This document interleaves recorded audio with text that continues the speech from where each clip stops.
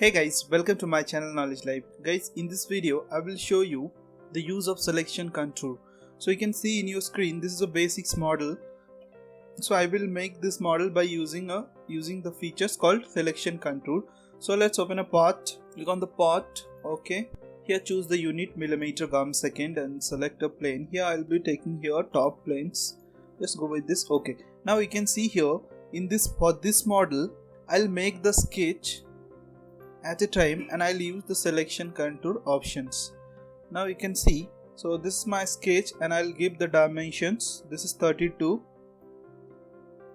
and the length is 56, and here in the center I'll make one more rectangle which is having the dimension, and in this corner I'll be making one more rectangle,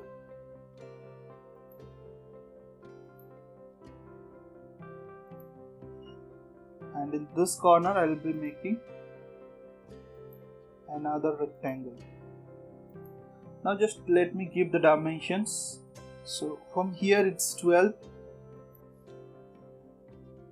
and the length is 16, and here the length is 16 and the width is 8. So here also it's same, this is 8 and this is 16. Just exist from the sketcher. Now you can see here I'll be going for the extrude. In extrude I'll select the sketch. Now you can see here it's getting extruded like this. I will just uncheck this.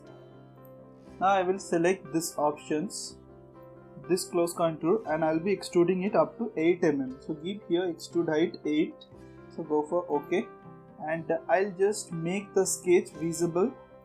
Now I will go for again extrude and I will be choosing here, instead of this sketch just uncheck this, take this as close contour and this, and I will be extruding it up to 20. So give here the value 20, just go for this, okay.